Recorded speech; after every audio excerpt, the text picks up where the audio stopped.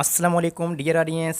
आज जो मैं एमसीक्यूज़ डिस्कस करने जा रहा हूँ, आज सिर्फ 5 एमसीक्यूज़ मैंने लिए हैं। उनमें से फर्स्ट एमसीक्यूज़ है, उसकी स्टेटमेंट ये है कि the order of the automorphism group of के लाइंस ग्रुप इज़।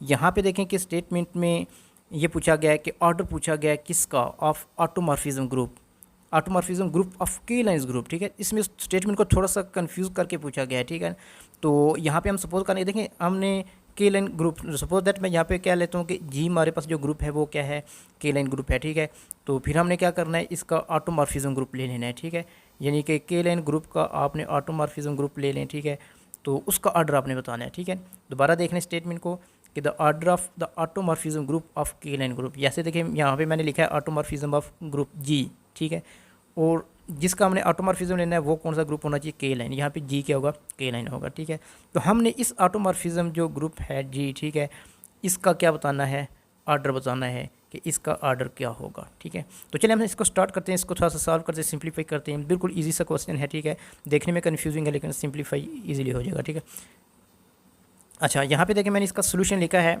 कि स्टेटमेंट इसकी मैंने उसके मुताबिक लिखा है कि ऑटोमॉर्फिज्म ऑफ जी, ठीक है, वेयर जी इज़ के लाइन 4 ग्रुप। ठीक है, यहाँ पे देखिए के लाइन 4 ग्रुप जो होता है ये क्या होता है, आइसोमॉर्फिक होता है। ठीक है, किसका आइसोमॉर्फिक होता है, ग्रुप ऑफ परमुटेशन S3। ठीक है, S3 के क्या होता है, आइसोमॉर्फिक होता है।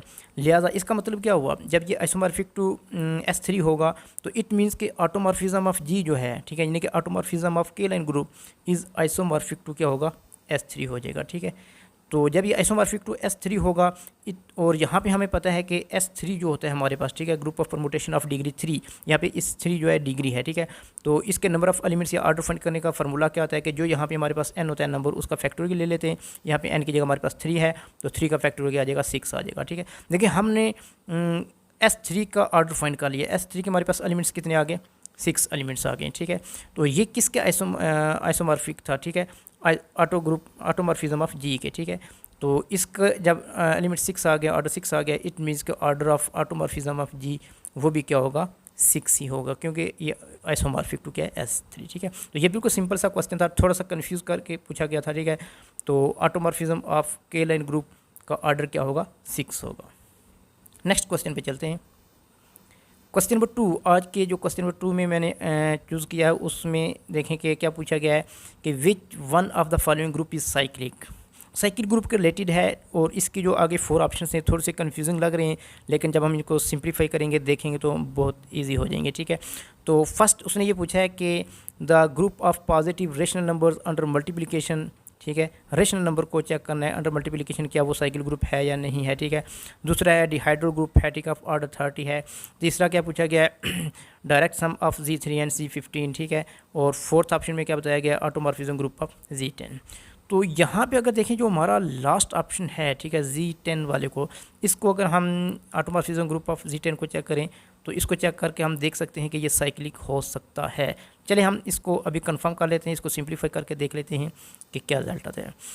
यहाँ पे देखिए मैंने इसका सोल्यूशन लिखा है बिल्कुल सिंपल सा। ठीक है, तो नोट दैट यहाँ पे कि फॉर एनी ग्रुप ZN, ठीक है, कोई भी एक ग्रुप ZN हो इस फॉर्म में, ठीक है, देन हमने एक थ्योरम पढ़ा हुआ है। ठीक है, एक थ्योरम की स्टेटमेंट है, ये प्रूफ भी है इसका। ठीक है, ये किसी वीडियो में नेक्स्ट इंशाल्लाह डिटेल से चेक करेंगे कि ऑटोमॉर्फिज्म ऑफ ZN क्या होता है, isomorphic to U of N। ठीक है, U ऑफ N इसमें क्या है, यूनिट ग्रुप है। ठीक है, ग्रुप ऑफ यूनिट्स है। ठीक है, तो यहाँ पे हमारे पास क्या है, n की जगह 10 है। जो हमारा क्वेश्चन था उसमें क्या था, Z10 था, ऑटोमॉर्फिज्म ऑफ, ठीक है, Z10 था। ठीक है, तो लिहाजा हम क्या कर लेंगे, यहाँ पे n की जगह क्या पुट कर लेंगे, 10 पुट कर लेंगे। ये जो मैंने आपको बताया ये थ्योरम की स्टेटमेंट है। ठीक है, ये हमेशा क्या होता है, isomorphic to U of N। ठीक है, तो यहाँ पे n की जगह जब हम 10 पुट करेंगे तो हमारे पास ये स्टेटमेंट बन जाएगी। ठीक है, कि automorphism of Z10 is isomorphic to क्या होगा, U ऑफ 10। ठीक है, अब जो ग्रुप ऑफ यूनिट्स है, ठीक है, इसका मतलब क्या है, ये अगर आप लोग इसमें कन्फ्यूज हो रहे हैं, ठीक है, इसका मतलब ये है कि यहाँ पे जो हमारा नंबर होगा 10 इससे लेस, ठीक है, इससे लेस हमने क्या करने हैं, 10 के रिलेटिव प्राइम नंबर लिखने हैं। ठीक है, अब 10 से लेस कि कौन कौन से नंबर आएंगे, 1 2 3 4 5 6 7 8 9, हम उनमें से वो चेक करने, वो चूज़ करने जो इनके साथ क्या हो, रिलेटिव प्राइम है। अब 1 देखें रिलेटिव प्राइम 2 है, 10 के इसलिए लिख लिया, 2 नहीं है उसको नहीं लिखा, 3 रिलेटिव प्राइम टू 10 है इसलिए लिख लिया, 4 नहीं है, ठीक है, 5 भी नहीं है, 6 भी नहीं है, 7 रिलेटिव प्राइम है इसलिए लिख लिया, 8 रिलेटिव प्राइम नहीं है, ठीक है, और उसके बाद 9 रिलेटिव प्राइम है तो उसको लिख लिया। अब 9 से आगे नहीं गए क्योंकि हमने क्या करना होता है, इस नंबर से लेस, ठीक है, एक नंबर लेस उससे हमने तक जाना होता है, ठीक है, वो चेक करने होते हैं। लिहाजा हमारे पास 4 एलिमेंट्स आ गए U ऑफ 10 के, ठीक है, वो कौन से आए, 1 3 7 9 आ गए, ठीक है। अब हम चलते हैं नेक्स्ट, यहाँ पे देखें कि since U of 10 is cyclic group, मैंने यहाँ पे लिखा है कि U ऑफ 10 क्या है, साइक्लिक ग्रुप है। क्यों साइक्लिक ग्रुप क्या होता है, ये तो बिल्कुल सिंपल सी बात है कि ऐसा ग्रुप जो किसी भी एक एलिमेंट से जनरेट हो जाए वो साइक्लिक ग्रुप होगा। लेकिन यहाँ पे तो हमें क्लियरली नज़र आ रहा है कि इसके जनरेटर कितने, 2। ये जो U ऑफ 10 है ये 3 से भी जनरेट हो सकता है और 7 से भी जनरेट हो सकता है। यहाँ पे दो जनरेटर में इसके वादे नज़र आ रहे हैं। लिहाजा U ऑफ 10 क्या है, साइक्लिक ग्रुप है, ठीक है। जब U ऑफ 10 साइक्लिक ग्रुप है तो ये आइसोमॉर्फिक टू क्या है, automorphism of Z10। It means के ऑटोमॉर्फिज्म ऑफ Z10 जो है ये भी हर सूरत में क्या होगा, साइक्लिक ग्रुप होगा। लिहाजा हमारा करेक्ट ऑप्शन क्या आ जाएगा, डी इज़ करेक्ट ऑप्शन, ठीक है। हमारे क्वेश्चन का जो डी ऑप्शन होगा वो करेक्ट ऑप्शन आ जाएगा, ठीक है। चेक कर लें इसको, ये हमारा डी ऑप्शन था, ठीक है। अच्छा, अब नेक्स्ट हम चलते हैं MCQs नंबर 3 पे, इसकी स्टेटमेंट चेक करते हैं, ठीक है। स्टेटमेंट थोड़ी सी लेंथी नज़र आ रही है लेकिन है बिल्कुल सिंपल सी, इजी से सिंप्लीफाई करेंगे तो बहुत क्वेश्चन इजी हो जाएगा, ठीक है। स्टेटमेंट में क्या कहा गया है कि द लोगार्थमिक मैप, ठीक है, कौन सी मैपिंग हमने लेनी है, लोगार्थमिक मैप लेनी है। फ्रॉम कहाँ से लेनी है, from the multiplicative group of positive real number, ठीक है, पॉजिटिव रियल नंबर लेने हैं पहले में, ठीक है, to the additive group of real number, ठीक है।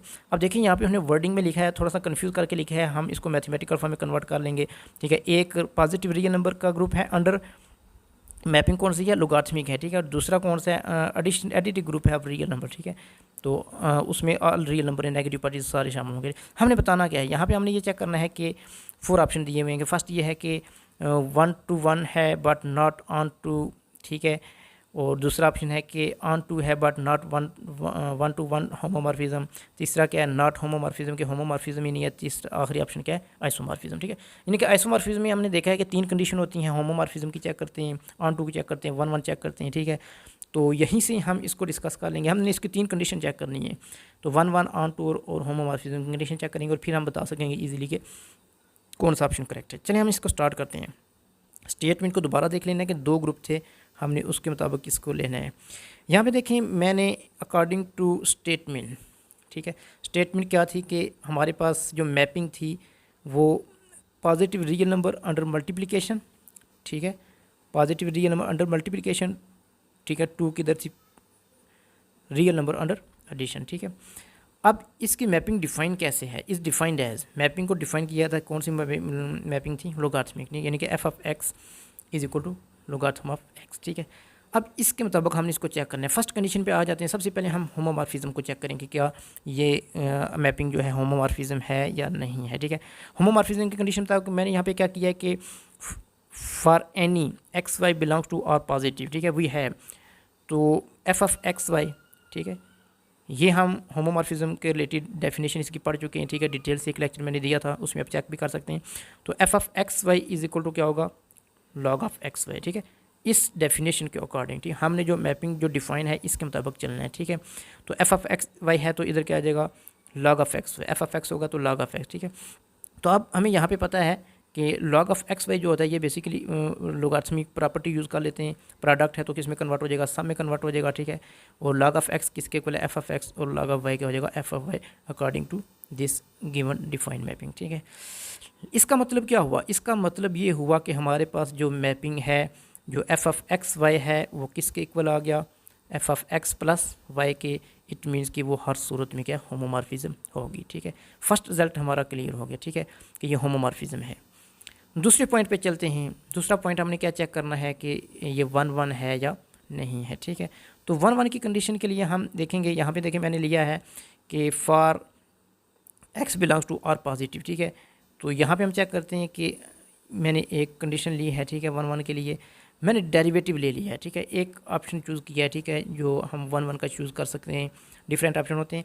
तो मैंने फंक्शन का डेरिवेटिव लिया, लोगार्थमिक फंक्शन था लॉग ऑफ एक्स, ठीक है। जब मैंने उसका डेरिवेटिव लिया एफ प्राइम ऑफ एक्स, ठीक है, तो मेरे पास क्या आ जाएगा 1/x, ठीक है। और ये क्या ग्रेटर दैन 0 है। ग्रेटर दैन 0 क्यों है, क्योंकि हम इसके जो नंबर ले रहे हैं फ्राम जो बात ठीक है, किस से था स्टार्टिंग हो रही थी मैपिंग हमारी, और पॉजिटिव से, ठीक है।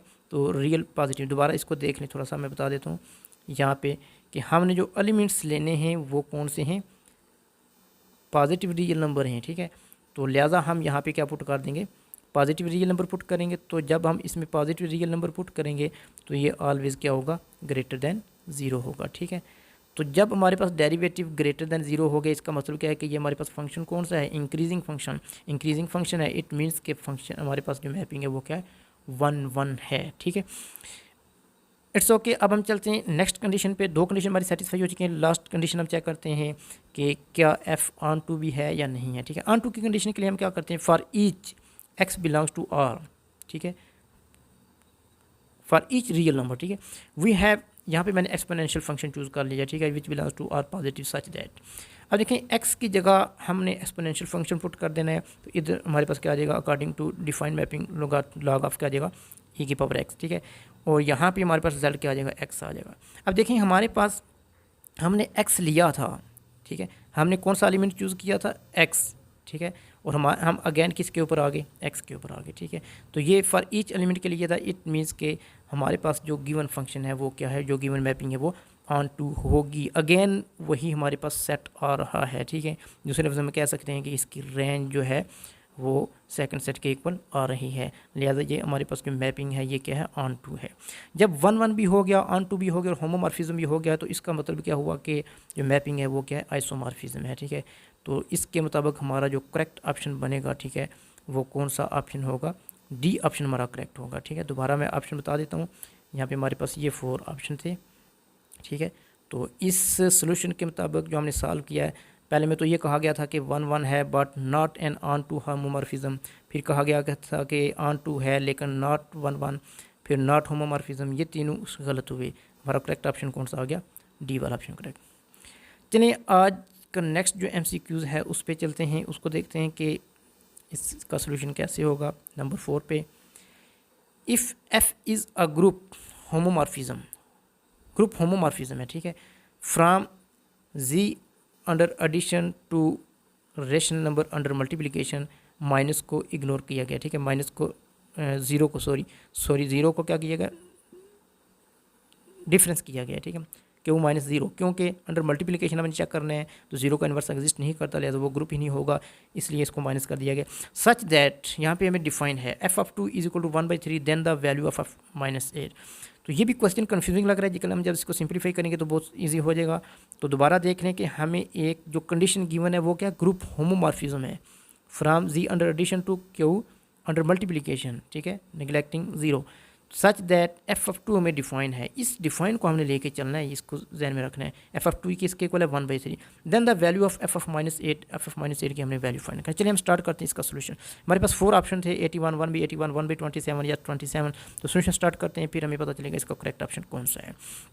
तो नंबर 1 देखें कि हमें गिवन है, गिवन दैट कि जो हमारे पास मैपिंग है, ठीक है, होमोमॉर्फिज्म है, ठीक है, group homomorphism G under addition to, ठीक है, ये हमारे पास क्या है, ग्रुप होमोमॉर्फिज्म है, ठीक है। अच्छा ये तो गिवन था group homomorphism. Then for any A belongs to Z, ठीक है, यहाँ पे मैंने क्या किया, कोई भी ए इस जेड को बिलोंग कर रहा है, any A belongs to Z. यहाँ पे मैंने एक मैपिंग डिफाइन की है f(-a) = f(a) का होल इनवर्स। अब आप सोच रहे होंगे कि ये कहाँ से आया है, ये मैंने बेसिकली एक थ्योरम यूज़ किया है, ठीक है। उस थ्योरम की स्टेटमेंट थोड़ा सा मैं आपको बता देता हूँ, फिर आपके लिए इसको सिंप्लीफाई करना ईजी हो जाएगा, ठीक है। तो ये स्टेटमेंट क्या है, यहाँ पे देखें मैंने लिखा है कि as we know that if f from g to g inverse be a homomorphism, अगर ये क्या हो, होमोमॉर्फिज्म हो, then we can write f(g inverse) = f(g) का whole inverse for any g belongs to g, ठीक है। तो यहाँ पे इस कंडीशन को यूज़ करते हुए, इस थ्योरम की स्टेटमेंट को यूज़ करते हुए मैंने क्या किया है, क्योंकि ऊपर हमें गिवन था कि ये क्या होमोमॉर्फिज्म है, तो इस थ्योरम की स्टेटमेंट को यूज़ करते हुए मैंने क्या कर दिया, यहाँ पे कोई एक एलिमेंट, ठीक है, जी ले लें, ए ले लें, यानी किसी भी फॉर्म में ले सकते हैं। तो मैंने यहाँ पे क्या लिया, f(-a) = f(a) का इन्वर्स, ठीक है। अब ये बेसिकली है क्या, यहाँ पे मैं थोड़ा सा एक्सप्लेन कर देता हूँ कि अगर जो हमारे पास यहाँ पे कोफिशिएंट होता है, ए का 1 था, तो इधर हमारे पास पावर क्या आ जाएगी, -1। इधर अगर हमारे पास कोफिशिएंट 2 होगा तो इधर क्या हो जाएगा, -2। इधर अगर हमारे पास कोफिशिएंट 3 होगा तो इधर पावर, यानी कि इस कोफिशिएंट के मुताबिक हमने चलना है, ठीक है। तो यहाँ पे हमारे पास जो कोफिशिएंट है क्या -1 है, तो लिहाजा तो ये मैंने इसको डिफाइन किया। अब हम इसको सिंप्लीफाई करते हैं। तो थ्योरम भी मैंने आपको बता दिया, यहाँ पे मैंने ये वाला थ्योरम यूज़ किया है, ठीक है। ये जो मैंने रिजल्ट लिखा है इसको रिजल्ट नंबर 1 हम कह लेते हैं। नेक्स्ट चलते हैं अब हम अपनी गिवन कंडीशन की तरफ। सेकंड गिवन कंडीशन क्या थी, यूजिंग 1 वी कैन राइट। अब देखिए इस 1 वाले रिजल्ट को मैं लिख सकता हूँ f(-2), f(-2) को मैं लिख सकता हूँ f(2) का इन्वर्स, ठीक है। अब देखिए -2 की फॉर्म में मैं क्यों लेकर आया, क्योंकि हमें जो कंडीशन गिवन है वो f(2) की फॉर्म में है, ठीक है। तो f(-2) मैं लिखूँगा, इसको हम लिख सकते हैं f(2) का होल इन्वर्स, ठीक है। तो यहाँ पे देखिए -2 था, 2 के साथ मल्टीपल क्या है 1 है, -1 है, ठीक है। तो लिहाजा यहाँ पे ऊपर हमारे पास क्या आ जाएगा -1, ठीक है। तो f(2) हमें गिवन है, f(2) क्या है, f(2) किसके इक्वल था 1/3 के, तो इसका क्या आ जाएगा इन्वर्स, ठीक है। ये तो क्लियर हो गया। अब 1/3 का इन्वर्स, ठीक है, इसको हम 3 के इक्वल लिख सकते हैं, ठीक है। अच्छा नेक्स्ट हम चलते हैं कि यहाँ पे सेकंड कंडीशन में f(-8), हमारा टारगेट क्या था कि f(-8) फाइंड करना है। अब देखिए -8 को हम लिख सकते हैं f(4) मल्टीप्लाई -2, ठीक है, 4 मल्टीप्लाई -2, ठीक है। और f(-2) 4, आप देखें यहाँ पे कोएफिशिएंट हमारे पास क्या आ गया 4 आ गया मल्टीपल, ठीक है। तो ये हमारे पास पावर कितनी बन जाएगा 4 बन जाएगा, f(-2) की पावर 4, ठीक है। और f(-2) अभी हमने यहाँ पे निकाला है, ये कितना रिजल्ट आता है 3 के इक्वल है, ठीक है। तो ये -2 f(-2) की पावर 4 है, तो 3 की पावर क्या हो जाएगा 4 हो जाएगा, टोटल रिजल्ट हमारे पास क्या आ जाएगा 81। तो अकॉर्डिंग टू गिवन कंडीशन हमारे पास जो इसका करेक्ट ऑप्शन बन जाएगा वो कौन सा आ जाएगा, ए ऑप्शन आ जाएगा। दोबारा मैं आपको इसके सारे ऑप्शन बता देता हूँ। तो ये 4 ऑप्शन थे, ठीक है। तो इसमें से करेक्ट ऑप्शन हमारे पास कौन सा आ गया 81 नाम आ गया, ठीक है। अच्छा लास्ट एमसीक्यूज़ की तरफ चलते हैं। आज का लास्ट एमसीक्यूज़ है, ठीक है, सिंपल सा है।